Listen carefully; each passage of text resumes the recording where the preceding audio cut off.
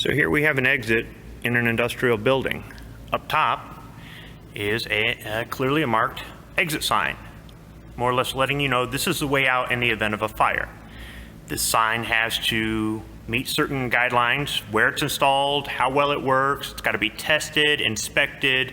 There's certain codes, certain laws that came about in order to make sure that these signs meet certain criteria in order to provide a measure of safety to the people inside the building.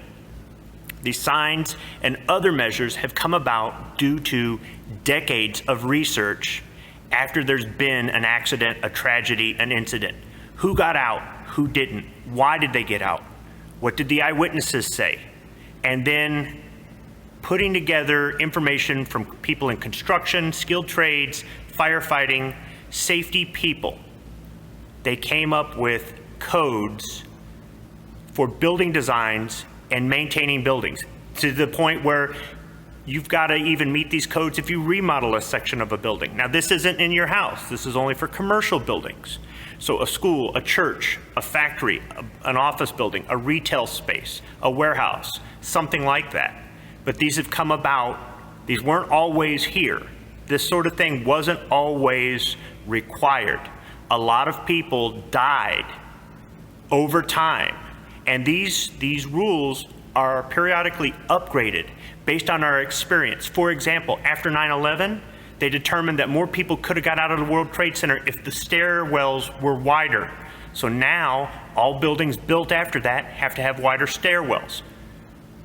That's real world experience trying to provide public safety. Now, you may say a governor's order to wear a face covering indoors and outdoors if you can't social distance, under the penalty of being charged with a misdemeanor and or a fine, either by the person refusing to wear the face covering or the business owner refusing to enforce the governor's rules. Might be the same sort of thing. It's public safety. But where's the science behind it? The skewed numbers over the past 4 months that we have, the really bad politically motivated data, not decades of research. How many doctors are really on board with the whole face covering thing? Talk to some people you know that are in the medical profession and see what they think about how personal protective equipment is being improperly used or how it's ineffective. How the way they use it at a doctor's office or at a hospital is under different circumstances, and that's why it's being used there. But for the general public, this isn't going to work. Not to mention, a fire is something that we have information about building materials or building design that have helped us over the years, over the decades of analyzing failures, engineering failures, design failures, construction failures, human failures, to prevent these fires, to be able to fight these fires better. We have none of that with COVID-19. So this fire exit sign isn't the same as being ordered under threat of penalty by the governor to wear a face covering. But what is just like being ordered under threat of penalty by the governor to wear a face covering? This, a 10-pound ABC dry chemical fire extinguisher. How would you like it if you couldn't enter a building without carrying this with you everywhere you go? Otherwise, you're going to get a $500 fine and or be slapped with a misdemeanor. Or that building manager, the building owner, the store owner could be charged with it as well, or in lieu of you, because they let you come in without a fire extinguisher.